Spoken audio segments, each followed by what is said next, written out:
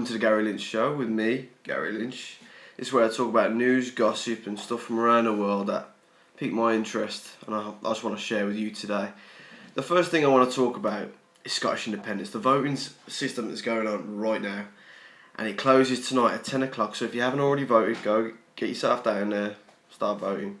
With 97% of people living in Scotland registered to vote, that's over 4.2 million people. Yeah, it's supposed to be one of the busiest days in Scottish history in terms of voting. Right, I don't believe it's the right call to branch off. I really don't. I don't believe that. Okay, they got oil reserves, which is predicted to be lasted 30 to 40 years. That's 57 billion barrels of oil predicted by 2018, according to the BBC.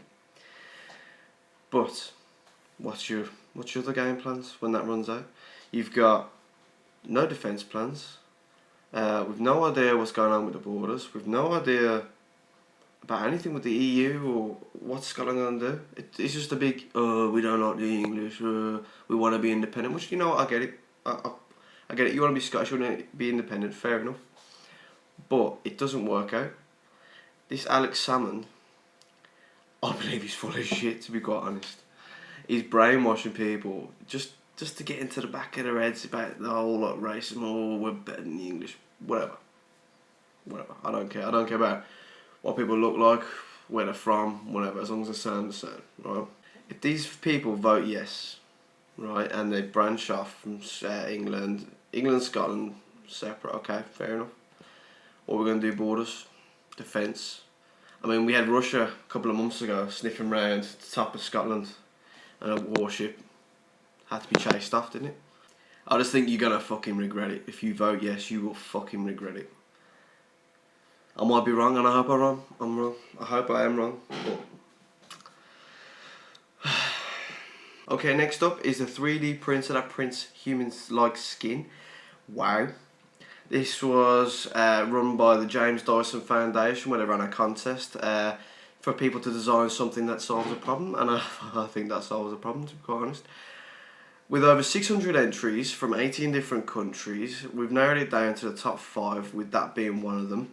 One example of how this will be used, it will be used for, say, burn victims. It will help them close the wounds so the doctors can get in there, they'll heal faster, they can do skin grafts a lot quicker, and will lead to a lot better treatment. Now, I love this idea. I think it's brilliant. Just when you think you can't think of anything else, and then some guy from university just comes up with this is brilliant. A lot of things were involved, links down below, included checking bee health, from a range of mad stuff. I advise anybody, check this out because it is amazing. Right, next up, we're talking about Daniele Watts, okay, some mediocre actress, right, or actor, as they like to be called now, from Django Unchained.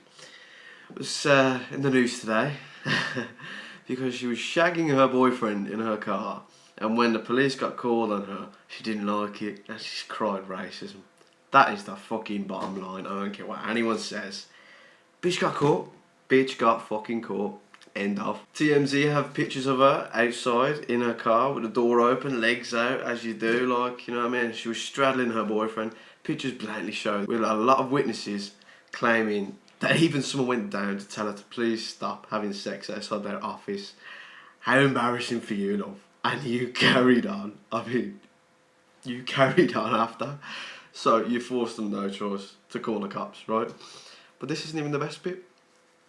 Okay? The best bit is, when the police came, she, instead of, you know, cooperating, okay, here's my ID, here's what happened, sorry, whatever. Okay, she was blatantly in the wrong, right? She was having sex with her boyfriend in the car. She got told to stop by the people that were working right next to her, right, in this office. That was me, I'd just stop, move on. Find a dark alleyway, love. Or better yet, you got a fucking house. Use it. I'm pretty sure after being in that film, Django Unchained, that you went broke, bitch. So go to your house and shag your boyfriend like everybody else does. Or if you're that dirty, right, go in a fucking alleyway, right, and shag him when no one has to see you. Look, alright, maybe your boyfriend finds you attractive, but not everyone does. Some people don't like that stuff. So have the human decency to fucking do it so no one can see you, okay? End of, rant over. quote of this entire fucking story, right? This is my favourite quote. Her boyfriend grabbed the tissue and wiped himself and then her down. What a gentleman. What a fucking gentleman. So basically, right, the cop shows up and all she does is scream racism. And all the officer's trying to do is just do his job, ask questions, see what happens. He don't want to be there. You can tell he don't want to be there. He couldn't give two fucks. He just got to do his job. Let him do his job. Why make it more difficult unless you're deliberately trying to be an attention seeker and you want to end up on something like TMZ, which is where the link will be anyway too. But love, you got to own, deal with it. Deal with it. It's the fact that you called your dad on the phone to speak with the cop after he said no. Just let it go. Just cooperate and you'd have been done in 5 minutes. Common sense, love. Get it. Okay, here's a quick one for you. Where's the last place you expect to die? Outside a fucking hospital in an ambulance. Yeah.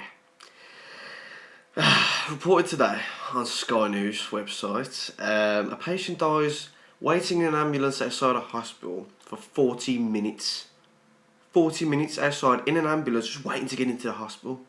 With even the British Medical Association saying they have growing concerns for NHS in Wales as they are struggling to cope.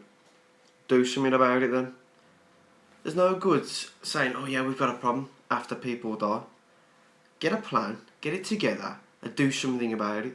So I know what I'm going to do. If I slip and bang my head in Wales, I'm going to get in a fucking ambulance and I'm going to go all the way to England to the nearest NHS because fuck am I going to a hospital in Wales now. That is scary. That is fucking scary. They need to get their act together. They really do. They can't have stuff like this happening. You can't do it. Okay, I'm going to finish up this video now and I'm going to talk about Kia Ingham. I hope I'm pronouncing your name right. 16-year-old kid tackled a big drunk ass man in his 30s, right? I'm sure you've seen this video. You got two female police officers. They thought they had him restrained in the back of the car. Door open. Bit stupid. Okay, there you go. But he charged at him. I'm sure you've seen the video. The link will be down below. He charged at him, knocking them both over, and he went to run away. And this kid, 16-year-old kid, fair play to you, mate, come flying out of nowhere at a bus stop and just rugby tackled him to the ground. Two female police officers seen here on CCTV on Lewis Road talking to a suspect who they thought they'd restrained in their police car. Kia Ingham then appears, here in the black top with a bag, walking to the bus stop. Moments later, the officers are attacked, but thanks to Kia, the offender, who was drunk, doesn't get away.